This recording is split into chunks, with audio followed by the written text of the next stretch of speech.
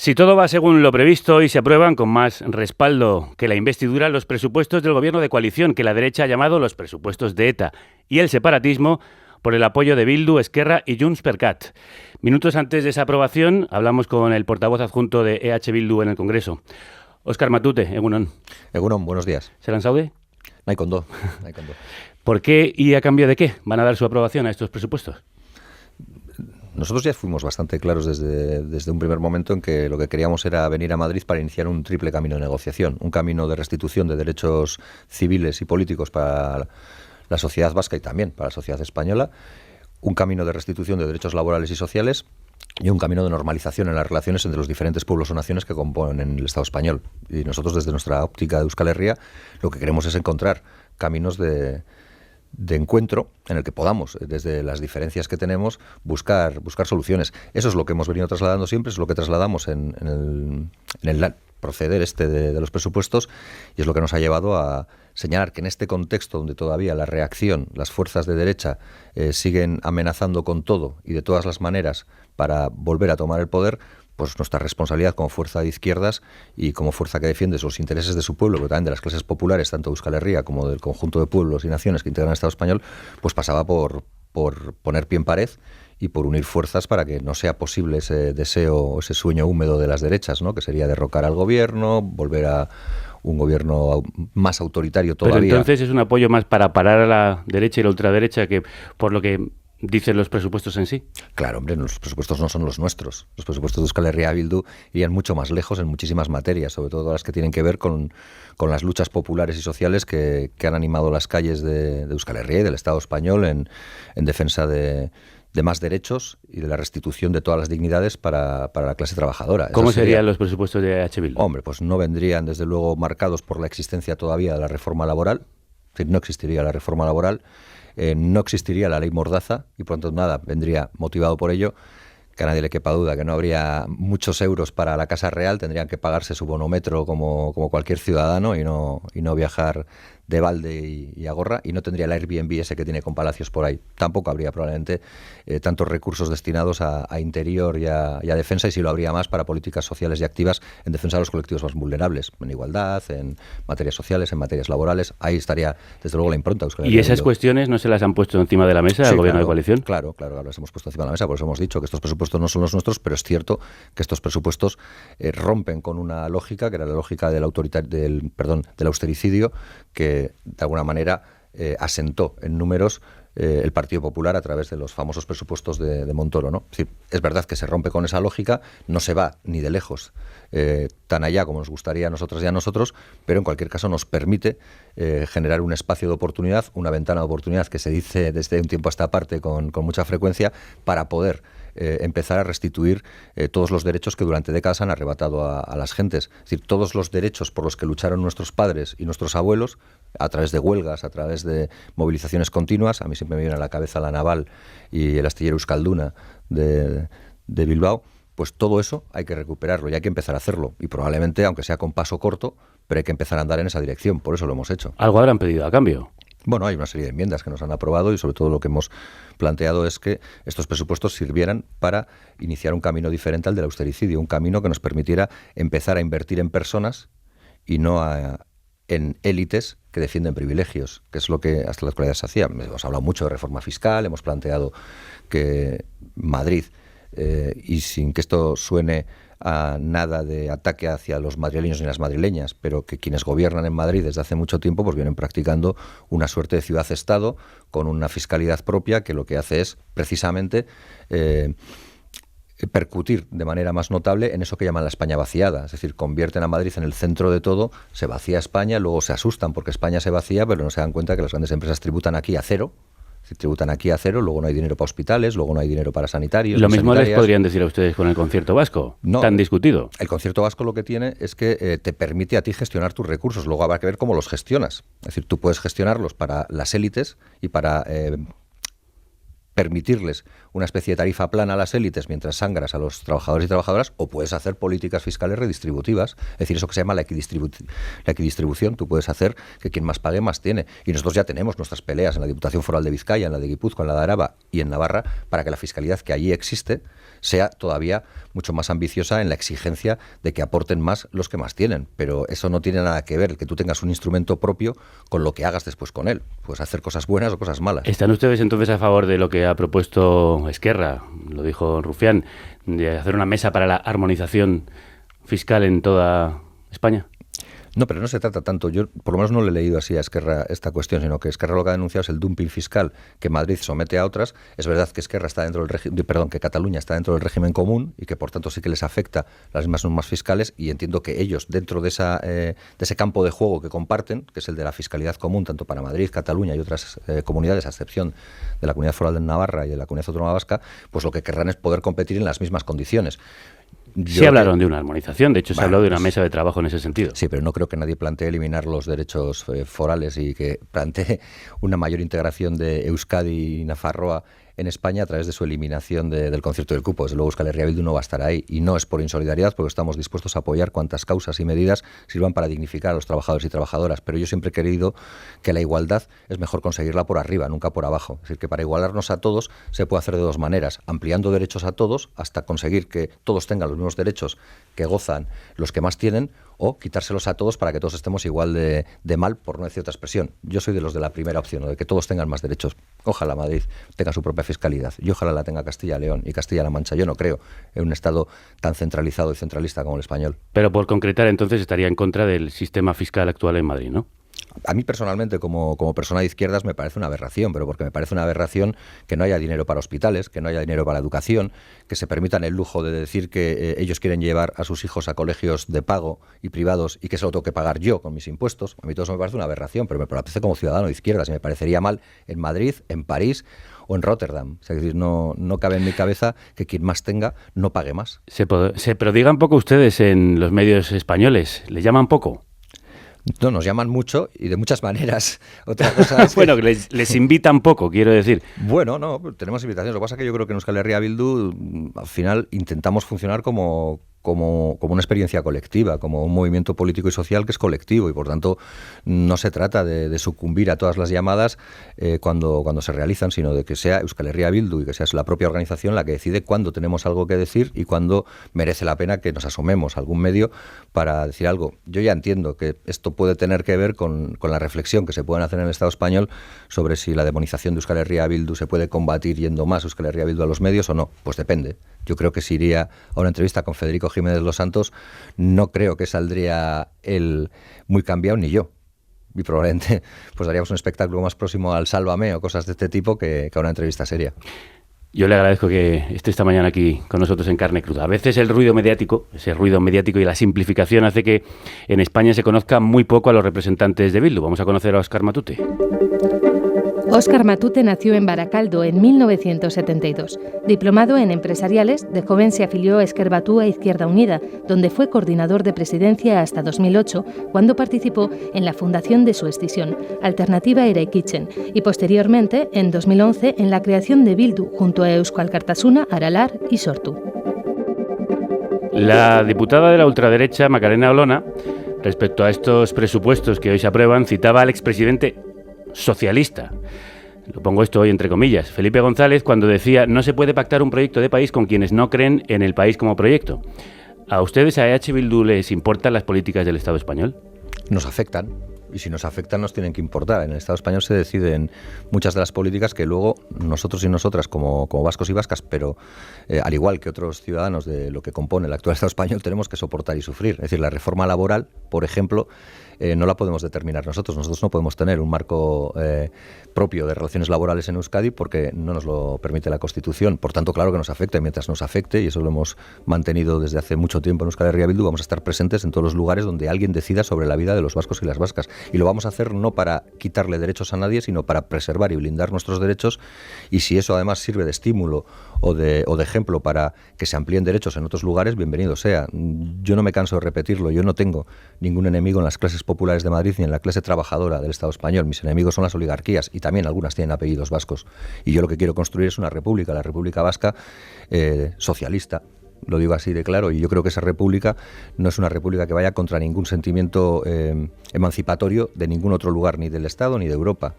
Probablemente sí va en contra de los otros intereses, pero esos, claro, son lo que se llama la lucha de clases. Sí, al hilo de esta cuestión, ¿de qué manera una izquierda independentista ayuda a las izquierdas de otras regiones de lo que hoy compone el Estado español?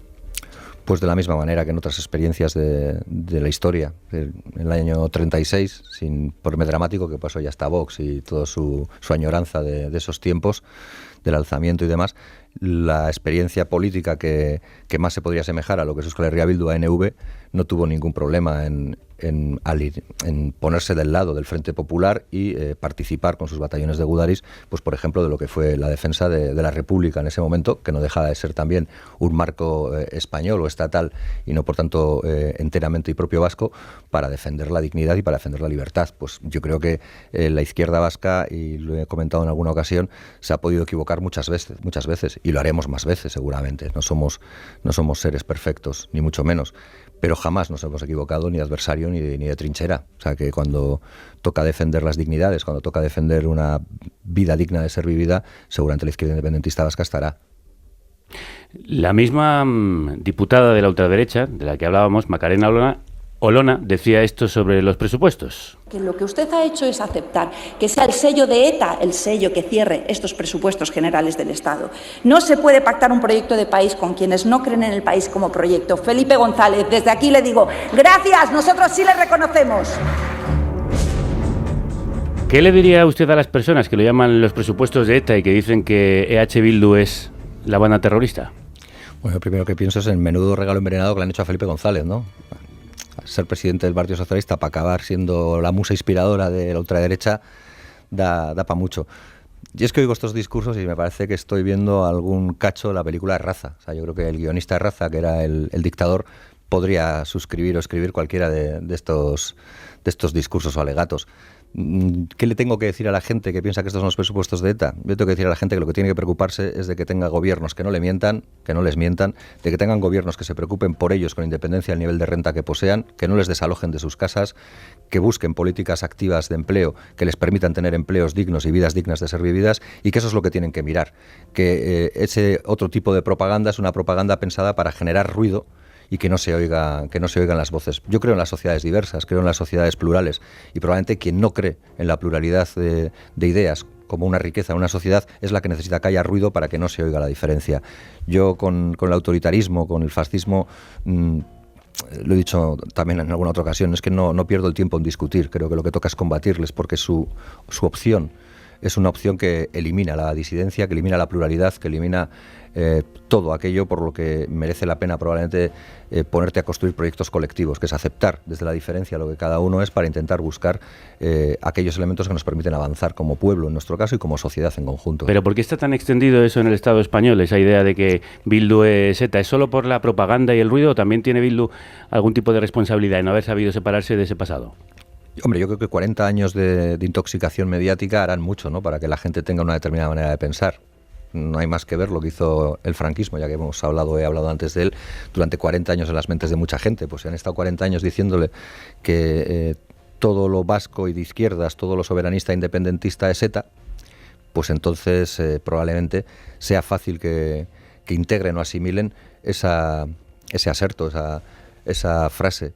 Pero es que no hay nada más lejos de la realidad. Si era una barbaridad aquello de los círculos de ETA, aquello que inventó Garzón, por cierto, con aquello del todo es ETA, pues más barbaridad es esto. Yo a la gente le invito a que haga una reflexión. La sociedad vasca es una sociedad imperfecta como todas, pero es una sociedad que seguramente alberga tanta buena gente como cualquier otra también. ¿Cómo es posible que una fuerza política que se presenta a los ojos o que se intenta presentar a los ojos de la gente como tan diabólica y demoníaca obtiene el 30% de los votos? ¿Qué estamos? ¿Ante una especie de zugarramurdi global? ¿Una especie de aquelarre continuo? Alguien se piensa que cuando pasa Pancorbo se encuentra con una especie de Mordor. Eso en 8 apellidos vascos tenía su gracia, ¿no? Pero fuera de eso, yo creo que no se sostiene. Yo creo que han intentado durante mucho tiempo ocultar los problemas reales de la sociedad española con un fantasma que era el de ETA, y seguramente mencionar a ETA hace que la gente desvíe la atención de los problemas reales. No se habla de desahucios, no se habla de el dinero que se llevan los bancos y no devuelven mientras desahucian a gente, no se habla de cómo los empresarios están exprimiendo al Estado como verdaderos marxistas cuando les va mal, pero luego son absolutamente liberales cuando tienen que aportar porque no dan un duro de lo suyo, y a la vez están echando a la gente a la calle con expectativas laborales nulas una vez son despedidos. Eso es lo que a la gente tendría que preocupar. O también, porque estamos muy preocupados ahora con la pandemia y con el coronavirus, pero igual también tendría la gente que pensar un poquito en qué tipo de sociedad y de mundo estamos dejando para generaciones venideras que pueden hacer que lo del COVID solo sea un ensayo de algo más gordo que nos venga, por ejemplo,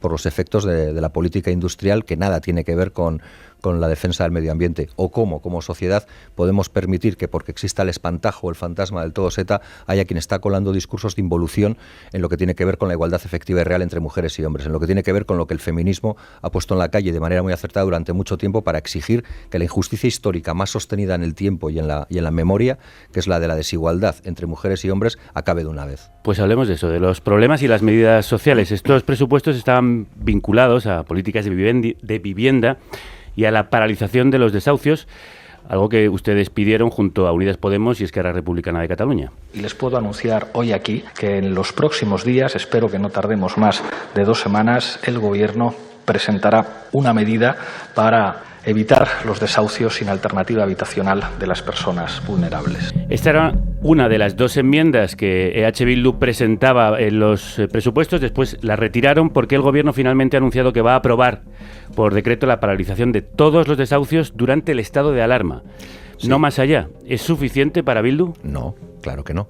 Pero en cualquier caso aclarar, Euskal Herria Bildu no solo presentó 2 enmiendas, presentó creo que del orden de 30 enmiendas. Esta era una de ellas, que era la conjunta firmada con Unidos Podemos y con Esquerra Republicana de Cataluña, y yo creo que tenía un propósito muy claro, y creo que ese propósito se ha cumplido, que era decirle al Gobierno que estos presupuestos no podían quedarse al margen de lo que es una urgencia y una emergencia para miles de personas, que es la de la amenaza del desahucio en este contexto.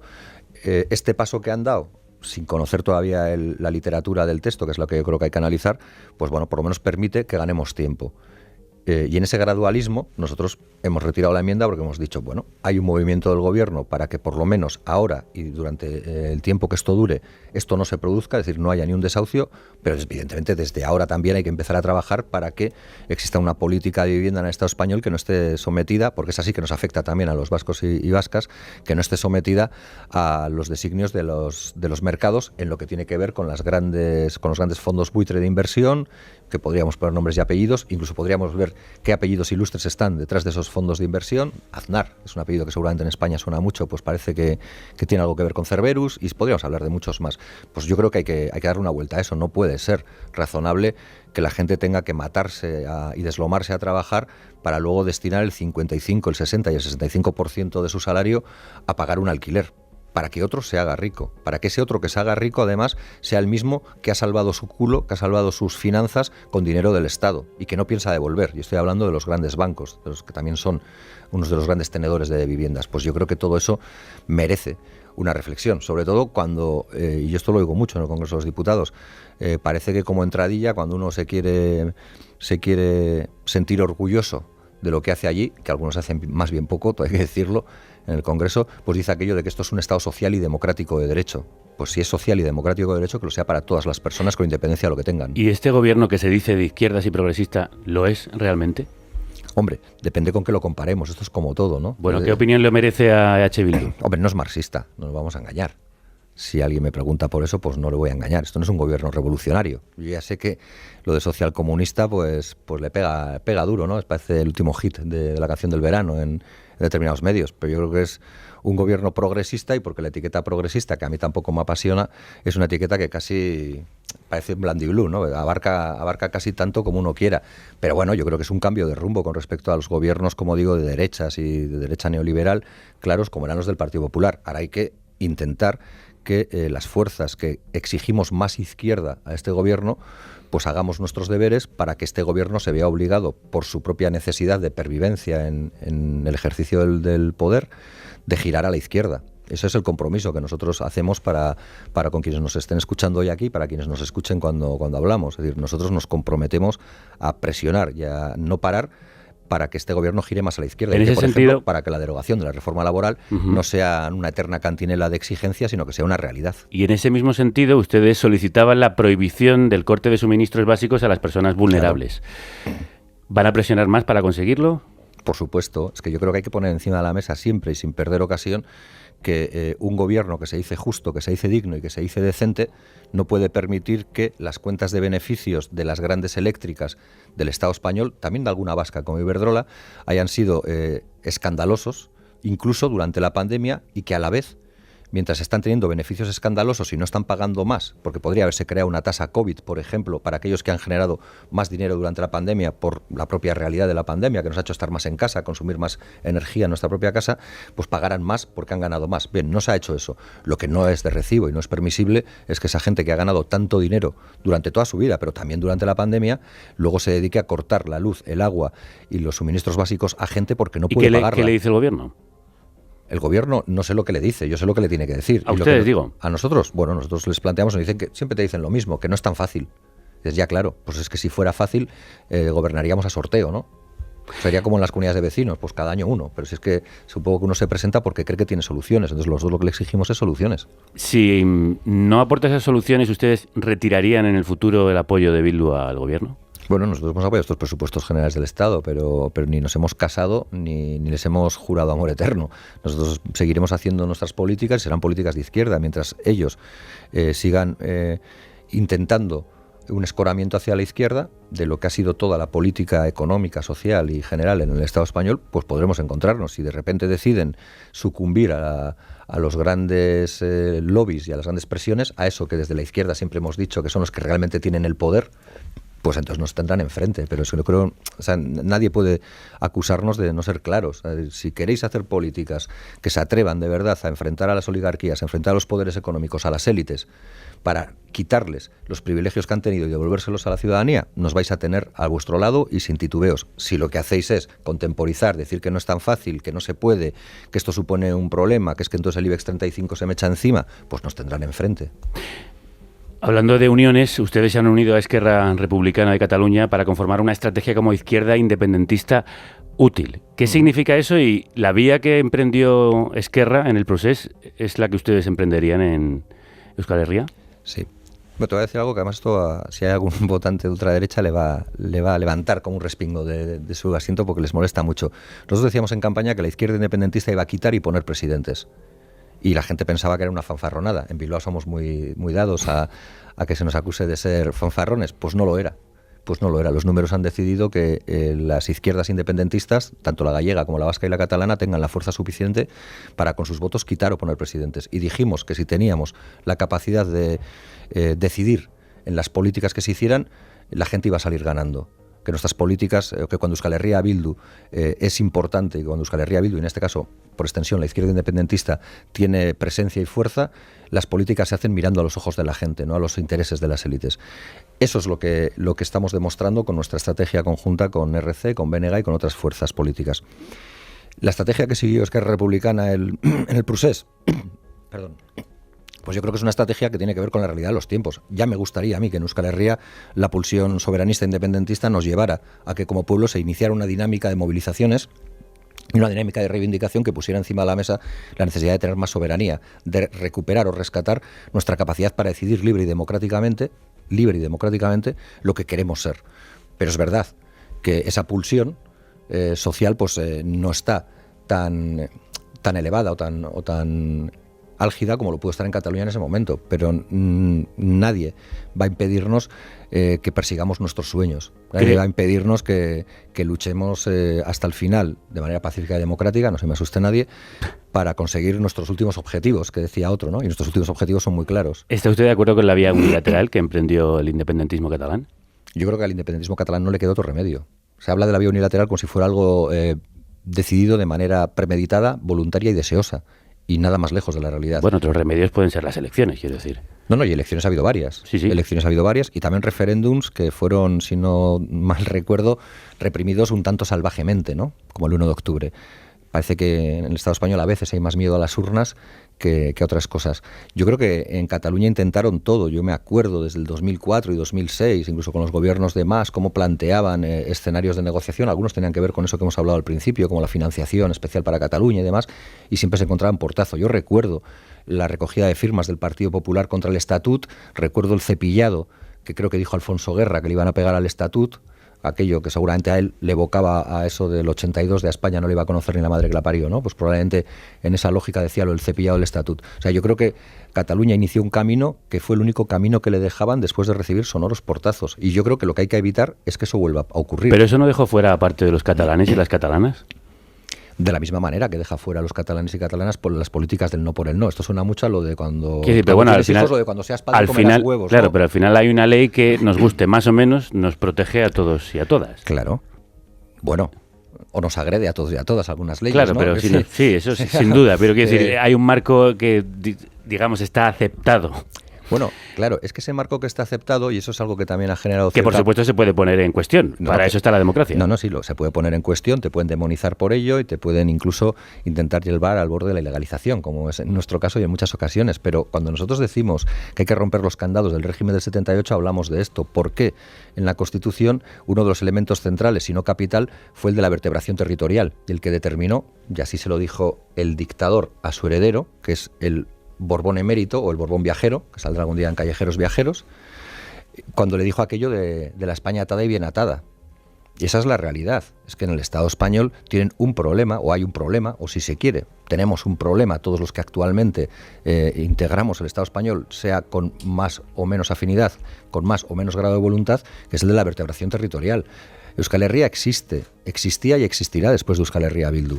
El sentimiento de los vascos y de las vascas por poder regir sus propios destinos, por poder construir su sociedad de una manera libre y democrática, existirá después de que exista Euskal Herria Bildu. Y eso no lo va a pagar ninguna legislación que además se nos diga que es inamovible, porque es muy curioso que en el Estado español la Constitución se pueda reformar en una noche, en un agosto, cuando te lo pide la Troika Europea, pero que luego cuando quieres plantear un proceso donde los referéndum puedan tener una capacidad normativa y puedan ser vinculantes, te planteen que eso es romper el sacrosanto acuerdo constitucional de los padres de la Constitución del año 78 y no se puede tocar. No hay Estado democrático en Europa que plantee la Constitución como una especie de tablas sagradas de Moisés que no pueden tocarse.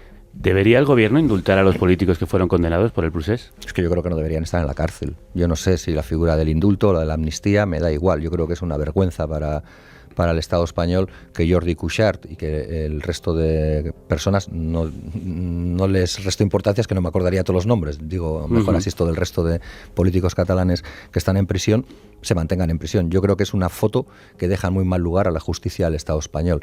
Que gente que lo único que hizo es obedecer el mandato que las urnas le habían expresado, tanto en la consulta política habilitante, digamos las elecciones, donde obtuvieron mayoría, como en la del 1 de octubre, que intentaron frustrar con porrazos y con estrategias políticas que yo creo que son ilegales, como por ejemplo el de que cayera todo el sistema informático sin una orden judicial previa, y de la que poca gente ha hablado. Bueno, pues que esa misma gente esté en la cárcel por haber hecho únicamente una política al servicio de las mayorías, me parece aberrante. ¿Y debería el Estado español amnistiar a los presos de ETA? No lo ha hecho nunca y no lo va a hacer ahora. ¿Qué más da lo que yo piense? Hombre, es importante, está usted aquí. Yo trabajo. ¿Qué piensa Bildu al respecto de la amnistía de los presos de ETA? Bildu piensa que hay que vaciar las cárceles. Bildu piensa que en este estado hay demasiada gente en la cárcel y que lo que hace falta es que la sociedad entre en otra fase. Y yo creo que la sociedad vasca... ¿Pero eso sería respetuoso con las víctimas del terrorismo? ¿Que las personas que han sido encarceladas por asesinatos o por crímenes contra esas víctimas salgan a la calle? Ya. Yo nunca le he oído a las víctimas del general Galindo pedirle que reingrese en prisión cuando solo pasó 3 años en la cárcel después de haber sido culpado de manera directa, por ejemplo, de los asesinatos de la Saizabala. Yo no he oído nunca a otras víctimas pedir que reingresen en prisión gente que apenas ha pisado la cárcel, como Vera y Barrio Nuevo, y que fueron condenados a largas condenas que no cumplieron. Yo no creo en las políticas punitivas y de venganza. No creo que la venganza pueda ser un estímulo para hacer política. Si todos funcionáramos a la hora de hacer política en base a nuestras pulsiones más bajas, en este caso la de la venganza es una de ellas, probablemente iríamos a un mundo más cainita de lo que ya es. Yo creo que hay que hacer política con la cabeza, y creo que hay que hacer política sin olvidar al corazón, pero con la cabeza. Yo sí he oído a las víctimas decir que no quieren que haya una amnistía para los presos de ETA, pero yo no porque la cárcel la entienden, pero no como venganza, sino como rehabilitación. Bueno, yo no creo que nadie entienda en el Estado español, ni para los de ETA, ni para nadie, la cárcel como rehabilitación. Yo no creo que el Estado español se caracterice por tener un sistema penitenciario que rehabilita por mansalva. Independientemente de esto, las víctimas de ETA no creo que estén a favor de la amnistía de los presos. No, pero si es que yo ya te digo que no te entraba a ese debate, porque es que qué más da lo que yo pudiera querer o dejar de querer. Yo lo que quiero es no que, me importa lo que quiera Bildu, como una fuerza que es representativa. Bildu es muy clara. Bildu quiere que se cumpla la legalidad penitenciaria. Fijaros qué elemento más revolucionario. Bildu quiere que el propio Estado español cumpla su propia legislación penitenciaria, y la propia legislación penitenciaria dice que tienen que ponerse fin a medidas de excepcionalidad, como por ejemplo la de dispersión, como por ejemplo la del cumplimiento íntegro de penas, como por ejemplo la de mantener en prisión a enfermos incurables. Eso es lo que planteamos, pero lo planteamos para los presos que han sido condenados, porque decir presos de ETA, digamos, los presos que han sido condenados por relación, la que sea, de más o menos estrecha con ETA, hasta para cualquier preso. O sea, no me parece que sea algo descabellado. Seguramente si yo fuera suizo o si fuera sueco y estaría planteando esto, alguien diría, pues muchas gracias, Tobías no sé qué, de Amnistía Internacional de Suecia, y todo el mundo diría, bueno, pues qué progresistas son esta gente, qué normal lo que dicen, ¿no? Que la legislación sea una legislación que no se base solo en la venganza, sino en la resocialización. Pues yo creo que lo que hay que plantear en el Estado español también es eso. Y creo que además la sociedad vasca está en esa pantalla. Yo ya entiendo que lo que estoy diciendo ahora o estos últimos minutos puede haber gente a la que le cuesta digerir. Yo lo entiendo perfectamente. Sí, pero porque es que yo hago política en Madrid los días que vengo a Madrid, pero yo nací en Euskal Herria y vivo en Euskal Herria, y la gente con la que me rodeo son mis vecinos y mis vecinas que también han nacido o han vivido o han venido a vivir a Euskal Herria, y nosotros estamos en otro tiempo, ¿sabes? ¿Y en esa pantalla estaría eso, la liberación de los presos condenados por su relación con ETA? No, pero si yo te lo he dicho, que cumplan la legalidad penitenciaria. Si cumplen la legalidad penitenciaria, claro que habrá presos que saldrán, pero porque han cumplido más de 3/4 partes de la condena, porque tienen enfermedades graves incurables, y saldrán. Pero como saldrán en Murcia o en Tomelloso o en Jaén, otros presos de esos lugares por otro tipo de delitos que estén en esas mismas circunstancias. La semana pasada los medios españoles resaltaban que la portavoz de EH Bildu, Merche Aizpurua, acudía al acto de homenaje al exministro socialista Ernest Lluch, asesinado por ETA hace 20 años. Pero no es la primera vez que Bildu participa en homenajes a Lluch. Llevan años haciéndolo. Incluso recientemente el diputado Jon Iñárritu expresaba su solidaridad con un diputado de Vox, padre de un asesinado por ETA. Yo cuando ocurrió ese terrible asesinato, esa injusticia que el señor Salva sufrió en su familia y que nunca tenía que haber sufrido, expresé mi condena, mi rechazo con mi partido, y aquello que sostenía hace 11 años lo sigo sosteniendo igual. Horas antes de que Aizpurua asistiera al homenaje a Ernest Lluch, el europarlamentario de Bildu, Pernando Barrena, celebraba en redes la puesta en libertad del etarra Asier Ormazábal, con un mensaje que decía «Ongi etorri etxera», bienvenido a casa Asier. ¿Esto no es contradictorio, Óscar? ¿Por qué? Bueno, pues porque por un lado hay una solidaridad con las víctimas de ETA, pero por otro también con sus victimarios. Claro. Si yo aceptara un esquema en el que tiene que haber vencedores y vencidos, en el que tiene que haber un relato único y oficial, seguramente sería contradictorio. Si yo creo, y lo creo así, que tenemos que dar pasos, y seguramente Euskal Herria Bildu tiene que dar más pasos, y creo que los que ha dado no son pocos, y creo que Euskal Herria Bildu también es el partido probablemente más analizado por los aparatos de justicia del Estado español para ver si cumple o no la ley de partidos que crearon ad hoc precisamente en otro tiempo para ilegalizar a la izquierda abertzale. Es decir, si todo eso existe, yo digo, creo que Euskal Herria Bildu tiene que seguir dando pasos. ¿Cuáles serían esos pasos? No, pues los que está haciendo, es decir, normalizar nuestra presencia en algo tan básico como una cosa que yo he repetido en la tribuna del Congreso de los Diputados en más de una ocasión: verdad, justicia y reparación para todas las víctimas. Para todas, las de ETA, por supuesto, que nadie les niegue su condición de víctimas, que no caigan en el olvido, que todo el mundo tenga derecho a saber qué ocurrió, y no en el por qué les ocurrió como contexto de justificación, sino qué ocurrió, y que por supuesto tengan atención y tengan respeto, claro. pero también ha habido otras violencias y también esas violencias tienen que tener ese derecho. Yo podría poner encima de la mesa muchos nombres, Roberto Pérez Jáuregui y otra serie de nombres de gente que no son consideradas siquiera víctimas del terrorismo. Podría hablar de los obreros del 3 de marzo de Gasteiz, de los 5 obreros asesinados en una iglesia en Zaramaga, que no tienen la consideración de víctimas del terrorismo. Cuando hay vídeos, vídeos también, pero hay audios donde se oyen a miembros importantes del gobierno de la época, que era un gobierno franquista, aunque luego se pusieron la chaqueta de demócrata al minuto siguiente y fueron grandes hombres de la patria, diciendo entren con todo. Es decir, yo creo que han existido muchas violencias y creo que todas las víctimas de todas las violencias merecen verdad, justicia y reparación. Si de verdad queremos hacer una sociedad reconciliada, ojo, si lo que queremos es imponer un relato y una tesis, pues probablemente nos encontraremos con sectores que sienten que se multiplican en la perdición, y yo creo que ahí no tiene sentido. Y está hablando Bildu con el PSOE para que se repare a las víctimas de la violencia de los GAL. Nosotros planteamos verdad, justicia y reparación para todas las víctimas. Nosotros no venimos aquí a decir, pues ahora te toca a víctimas más cercanas a nosotros o a nosotras de lo que han estado atendidas otro tiempo. Lo que decimos es, sean capaces de generar un escenario. La Ley de Memoria Democrática, por ejemplo, lo puede permitir, que permita que todas las víctimas tengan el reconocimiento debido, que todas las víctimas tengan el reconocimiento debido y que a todas les guardemos el respeto debido. Y nosotras y nosotros estamos dispuestos a hacerlo. Y cuando vamos al acto de Ernest Lluch o cuando vamos a otros actos, que por cierto, Fernando Barrena hace 7 años ya fue un acto con la familia Ernest Lluch, hay una foto en la que se ve abrazado a una hija de Ernest Lluch, y por tanto no es nuevo, aunque ahora lo quieran pintar como novedoso o se quiera trasladar como novedoso. Lo que planteamos es que todos tenemos que dar pasos y que todos tenemos que ser conscientes de que en nuestro país, y ahora estoy hablando de Euskal Herria, se ha generado dolor y que ese dolor ha generado odios, y que como sociedad, como la sociedad que queremos dejar a nuestros hijos y a nuestras hijas, a nuestros nietos y nietas, lo que tenemos que construir es una sociedad que, sin olvidar el pasado, sea capaz de mirar al futuro y sea capaz de hacer mejor las cosas de lo que lo hicimos otros o de lo que lo hicieron otros.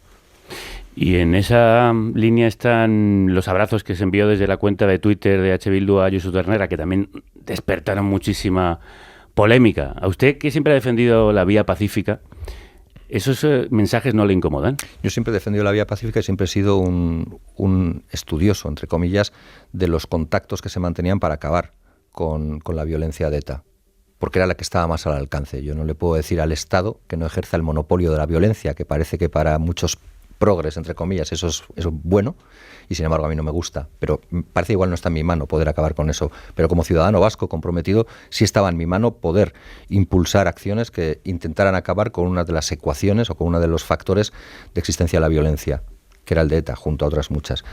Y yo siempre, desde esa óptica, he estudiado mucho los perfiles de la gente que ha dado pasos hacia adelante para acabar con esas violencias, y Josu Rutikoetxea creo que fue interlocutor del Estado español en Zúrich en más de una ocasión, de interlocutor de diferentes gobiernos del Estado español, y creo, porque les he leído a esos interlocutores de los diferentes gobiernos del Estado español, oír que Josu Rutikoetxea era de las personas que más empujó para que ETA tomara la decisión de abandonar la lucha armada. Por tanto, a mí eso me pesa. También estuvo al frente de la banda en uno de los momentos más cruentos de sus acciones. Claro, y yo eso no lo comparto, y evidentemente yo no tengo nada que ver con esa historia.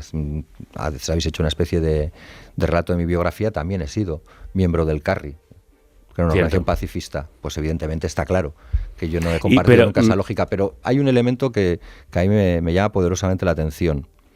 Es decir, cogemos las hagiografías de la gente y la cogemos donde queremos sin verlas en su ser completo. Y esto pasa también con Mandela. Mandela creo que ha sido premio Nobel de la Paz incluso, ¿no? Mandela ahora es reivindicado por todo Cristo viviente en el Estado español, desde el más facha hasta el más progre. Mandela, el hombre que trajo la paz a Sudáfrica, que acabó con el apartheid, que dignificó la vida de más de la mitad de la población de Sudáfrica, que estaba esclavizada o cuasi esclavizada por los sucesores de los Boer y demás. Entonces, bien, pero también sabemos que Mandela fue el dirigente del brazo militar del Congreso Nacional Africano, que se llamaba la Lanza de los Dioses, ¿no? Un Kunto Bosise.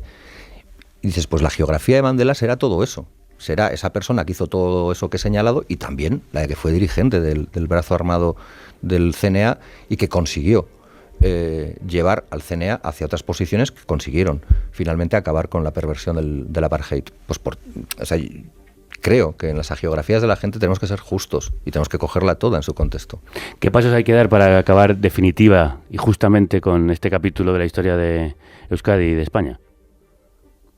Bueno, yo creo que los capítulos de Euskadi y España, como son dos naciones diferentes, pues seguirán existiendo mucho más allá de cuando estemos nosotros. A mí alguien una vez en política, y no era nadie de izquierdas, me dijo que en la izquierda teníamos una especie de urgencia vital que hacía que a veces perdiéramos la perspectiva y que pensáramos que todo lo que le tenga que pasar a nuestro país tiene que pasar en el tiempo en el que nosotros nacemos, vivimos y hasta que morimos. Y realmente no es así. El país seguirá después de nosotros y existía antes de llegar nosotros.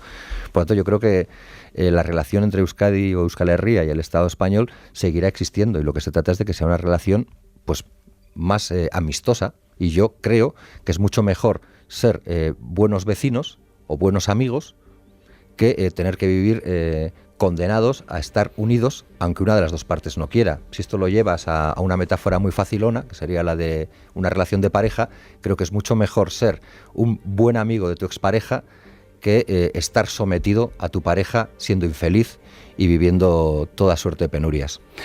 Óscar Matute, mila esker eta laster arte. Mila esker zuei. Ahora carne cruda diario, solo si tú nos ayudas.